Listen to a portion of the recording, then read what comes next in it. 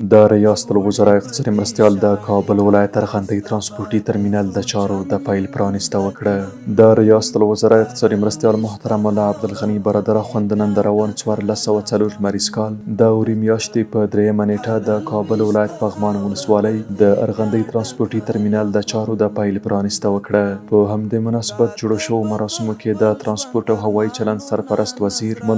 اخوند د خصوصي سکتور استازو او د سیمې یو شمېر اوسیدونکو هم حضور درلود. د ریاست الوزراء اقتصادي مرستیال په هیواد کې د ترانسپورټي زیربنا د پراختیا په برخه کې د ارغندۍ ترانسپورټي ترمینل جوړول مهم وبلل او ویل د ترانسپورټي زیربناو معیاري رغول او پراخول د یو هیواد د اقتصادي ودې پرمختګ او د داخلي او سیمه ییز اتصال لپاره ډیر مهم او بنسټیز ګام ګڼل کیږي. د محترم صاحب په خبره له بده مرغه په هیواد کې د لسیزو جګړو او فساد له امله د مهمه برخې ته پام نه دی شوی، بلکې په دې برخه کې شته زیربنا د ټیټ کیفیت له امله تخریب شوي عامه ملکیتونه د اشخاصو له لوري غصب او د لویو لارو او سړکونو حریمونه کوچني شوي دي. محترم عبدالغني برادر اخوند د معیاري ترانسپورټي زیربنا ارزښت ته په اشارې سره وویل په ترانسپورټي او مواصلاتي زیربناو کې پانګونه د غصب شوو عامه ملکیتونو بیرته استرداد، د سړکونو او لارو د اصلي حریمونو تشخیصول او رغول د افغانستان اسلامي امارت یو له اساسي او مهمو ملي موخو څخه ګڼل کیږي. په همدې موخه دا د نن د ارغندۍ ترانسپورټي ترمینل عملي چارې پیلېږي چې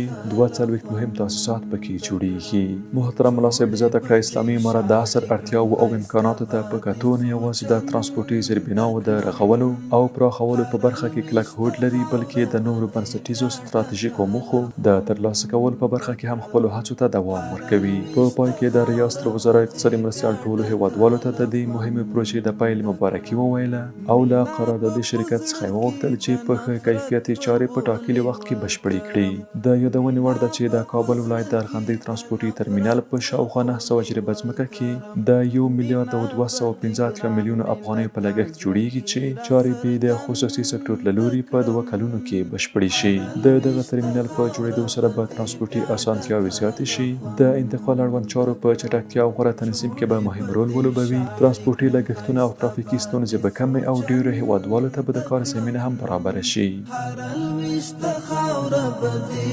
ډکه له خوند کړم